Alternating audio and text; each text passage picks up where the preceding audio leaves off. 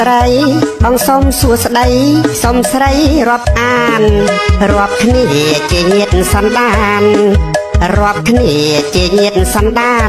ទើបតែនឹងបានមកស្គាល់មុខគ្នាស្នេហាក្នុងពេលរាត្រីជួបគ្នាថ្មីថ្មីអៀនអីពុំងាមិនដេចមិនលោកមកហូបគេហូហេហើយមិនដេចមិនលោកមកហូបគេហូហេញ៉ាំបែបងាយីទំពាថ្នមថ្នមស្នេហាក្នុងពេលរាត្រីយប់ម៉ោង8ស្រីយាយខ្មោមខ្មោមម្នាក់ឯងអស់ពីយួរល្មមថាម្នាក់ឯងអស់ពីយួរល្មមលែងទំពាថ្នមដូចពីមុនទៀតឡើយស្នេហាក្នុងពេលរាត្រីរួចចាប់ទាញដៃខ្ញុំឡើងរំហើយបត់ញាក់កន្ត្រាក់អត់ស្បាយថាបត់ញាក់កន្ត្រាក់អត់ស្បាយអោនារីយាយតិចជ្រុះរបូតអស់ស្នេហាក្នុងពេលរាត្រីរំចប់គ្មៀតថ្មីស្រីមិនភ្លេចសោះចាប់ទាញកំប៉ុងមកគោះ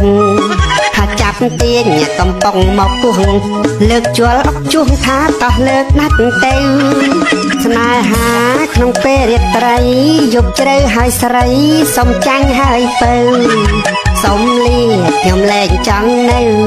ថាសុំលាខ្ញុំលែងចង់នៅ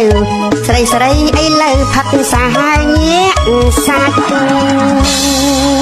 ហើយបត់ស្នេហាពេលរាត្រីឯងដូចអត់មានស៊ីចង្វាក់គ្នាសោះចឹងណាភ្លុចឯងជប់មកទៅជួបគ្នាលើកទី1ជួបគ្នាថ្មីថ្មីអត់ដែលស្គាល់គ្នាទេចឹងមានដែរណាចូលក្នុងពិធីជប់លៀងគេហ្នឹងចៃដន្យអង្គុយតុកជាមួយគ្នាសម្រាប់អានគ្នាហ្នឹងចោមចឹងទេហើយតបងធ្វើអៀនបាទលោកចាប់មហូបថ្នមថ្នមទៅពីថ្នមថ្នមដាច់អស់តែមួយយួរខ្មុំខ្មុំខ្មុំមិនកាក់សាច់ញាត់មាត់ទៅពីហ្នឹងចោមហើយនិយាយមានកែវទៅតឯណាឲ្យគេយកកាក់សាច់អត់ជាកាច់ផោះលើកតែពីដង្ហើមដាច់ពីដង្ហើមដាច់ខ្ញុំសវឹងប្រកាច់ចិត្តងាប់ហើយឡើងរំទៀតបាទកាលតបោមិនតាន់សវឹងចាញ់បាត់រំវងអីខ្ញុំសួរតែចេះរំអត់ឡើងរំលេងអត់ចេះទេម៉ាយហើយដល់ពេលទៅសវឹងដាក់បាត់ញាក់ក្រាំងទាញដៃខ្ញុំប្រែនក៏វាចង់ដាច់ចកេះចោមចឹងគេមិនមើលលន់ទេរឿងអីមិនមើលបើមករោងនោះវាចម្លែកតែឯងហ្នឹងអូអីនៅណា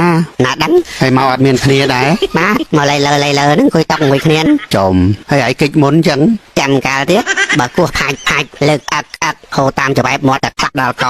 ចោមសិតច្បែបមាត់ទៀតឆាចោលលោកមានមករោងធ្វើមិនទេខ្លាំងប៉ះខ្លាំងវាខ្លោចមកខាងចឹងហ៎បាទ